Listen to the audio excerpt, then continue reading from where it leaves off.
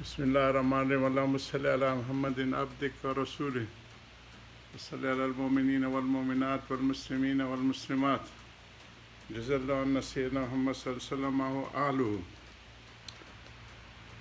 حضرت کی صوم الصلاۃ سے ہم نے یہ نشستیں شروع کی ہوئی ہیں۔ شروع میں ہم نے حضرت سلمان فارسی رضی اللہ عنہ کی روایت سے شروع کیا تھا، جس میں رمضان شریف کی تفصیل بتائی گئی تھی کہ ایک شان والا مہینہ آنے والے ہیں، اور اس کی بتائی تھی کہ اس کی تفصیل کافی آ گئی، اسی کو آگے تکملے تک لے جاتے ہیں۔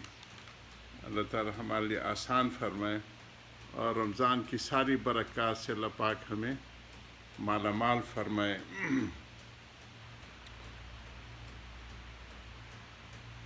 بہت سے رمضان میں ختم رمضان پر 3 آئے تھے نا جی، افطار کی فضیلت ارشاد فرمانے کے فرمایا اس مہینے کا اول حصہ رحمت ہے، یعنی ایک تعالی شانوں کا انعام متوجہ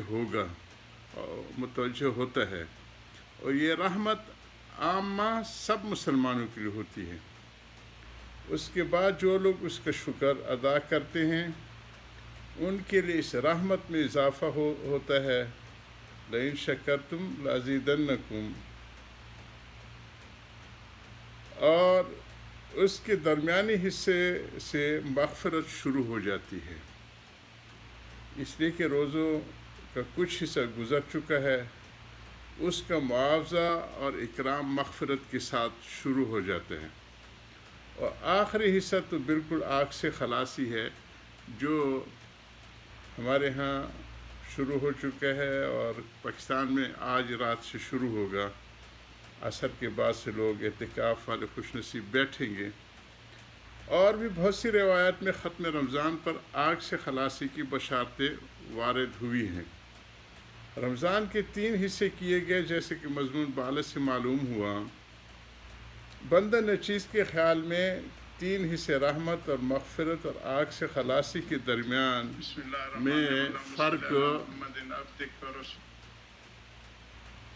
فرق یہ ہے کہ آخری 3 طرح کے ہیں۔ فرق یہ ہے کہ آدمی 3 طرح کے ہیں۔ ایک وہ لوگ ہیں جن کے اوپر گناہوں کا بوجھ نہیں، جو نیکوکار ہوتے ہیں، ان کے لیے شروع ہی سے رحمت اور انعام کی بارش شروع ہو جاتی ہے۔ دوسرے وہ لوگ ہیں جو معمولی گناہ گار ہیں، ان کے لیے کچھ حصہ روزہ رکھنے کے بعد روزے کی برکت اور بدلے میں مغفرت اور گناہوں کی معافی ہوتی ہے۔ اور تیسرا وہ جو زیادہ گناہ گار ہیں، ان کے لیے زیادہ حصہ روزہ رکھنے کے بعد آگ سے خلاصی ہوتی ہے۔ اور جن لوگوں کے لیے ابتدا ہی سے رحمت تھی اور ان کے گناہ بخشائے تھے، ان کا تو پوچھنا ہی کیا ہے کہ ان کے لیے رحمتوں کی کس قدر انبار ہوں گے۔ اس کے بعد حضور صلی اللہ علیہ وسلم نے ایک اور چیز کی طرف رغبت دلائی کہ آقا لوگ اپنے ملازموں پر اس مہینے میں تخفیف رکھیں، اس لیے کہ آخر وہ بھی روزے دار ہیں۔ کام کی زیادتی سے ان کے روزوں کو دقت ہوگی۔ ایک حدیث میں وارد ہے کہ جو لوگ اخلاص سے اس کلمے کو کہے،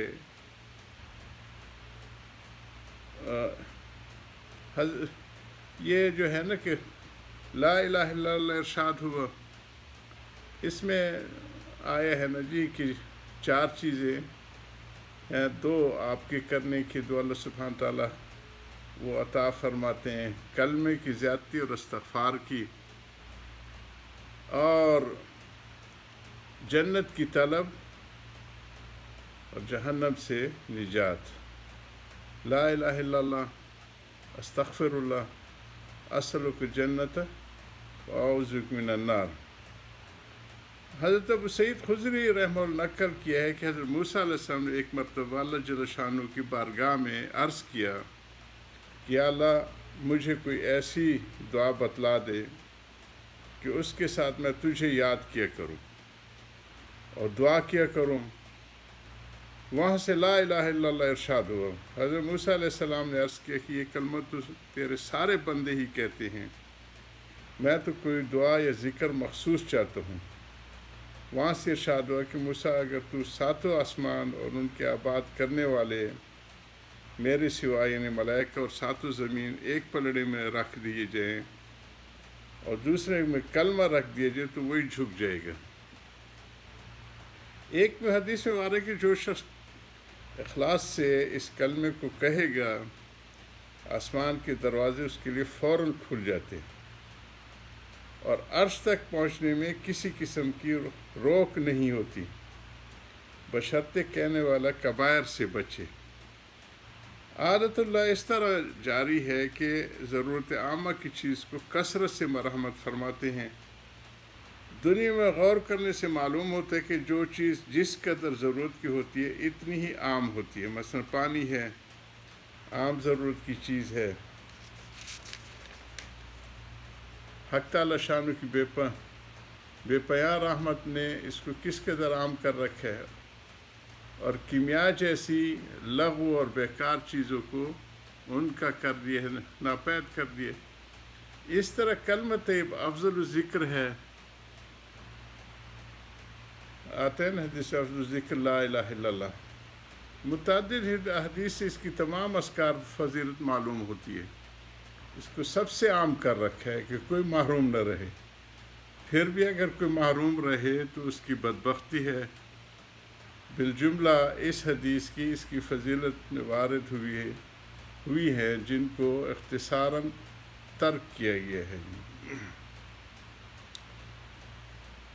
شب قدر کی بہت فضیلت آئی ہے اور اس کی تلاش میں ہمارے سارے اکابرین آخری عشرے کو اعتکاف بھی فرماتے ہیں، اور عورتوں کے لیے تو بہت آسان ہے کہ اپنے گھر کے کسی کونے میں یا جہاں مسجد، پہلے گھروں میں ایک خاص چبوترا بنایا جاتا تھا جس سے مصلے لٹکے ہوتے تھے، وہ مسجد ہوتی تھی۔ اگر اس قسم کی مسجد گھر میں ہے، اب بھی جدید جو مسلمان ذوق والے ہیں وہ اپنے گھروں میں ایک جگہ مخصوص کر کے مسجد کے طور پہ وہ بناتے ہیں۔ رمضان مبارک کی راتوں میں سے ایک رات شب قدر کہلاتی جو بہت ہی برکت اور خیر کی رات ہے۔ قرآن پاک میں اس کو 1000 مہینوں سے افضل بتلایا ہے۔ 1000 مہینے کی 83 برس 4 ماہ ہوتے ہیں۔ خوش نصیب ہے وہ شخص جس کو اس رات کی عبادت نصیب ہو پائے، کہ جو شخص اس رات کو عبادت میں گزار دے تو اس نے گویا 83 برس 4 ماہ سے زیادہ زمانے کی عبادت میں گزار دیا، اور اس زیادتی کا بھی حال معلوم نہیں کہ 1000 مہینے سے کتنے ماہ زیادہ افضل ہے۔ اللہ جل شانہ کا حقیقتاً بہت ہی بڑا انعام ہے کہ قدردانوں کے لیے یہ ایک نہایت نعمت مرحمت فرمائی۔ در منصور میں حضرت انس صلی اللہ علیہ وسلم سے حضور صلی اللہ علیہ وسلم کی ارشاد نقل کیا ہے کہ شب قدر حق تعالیٰ نے میری امت کو مرحمت فرمائی ہے، پہلی امتوں کو نہیں ملی۔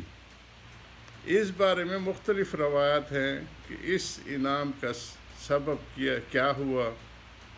بعض احادیث میں وارد ہوا ہے کہ نبی کریم صلی اللہ علیہ وسلم نے پہلی امتی کی عمروں کو دیکھا کہ بہت ہوتی ہوئی ہیں اور آپ کی امت کی عمریں بہت تھوڑی ہیں۔ اگر وہ نیک اعمال میں ان کی برابری بھی کرنا چاہے تو ناممکن ہے۔ اس سے اللہ کے لاڈلے نبی کو رنج ہوا، ان کی تلافی میں یہ رات مرحمت ہوئی۔ اگر کسی خوش نصیب کو 10 راتیں بھی نصیب ہو جائیں تو ان کو عبادت میں گزارے گویا 833 برس 4 ماہ سے بھی زیادہ زمانہ کامل عبادت میں گزار دیا۔ اگر ہم مغرب کی نماز کا اہتمام کریں، عشاء کا کریں تو تراویح تو کی جاتی ہے، اور صبح کو جماعت سے پڑھ لیں تو انشاءاللہ ساری رات کا اجر وہ ملتا رہے گا. اپنی ہمتیں دکھائیں. اللہ سبحانہ تعالی ہم سب کو عمل کی توفیق عطا فرمائے. وآخر دعوانا الحمدللہ رب العالمین.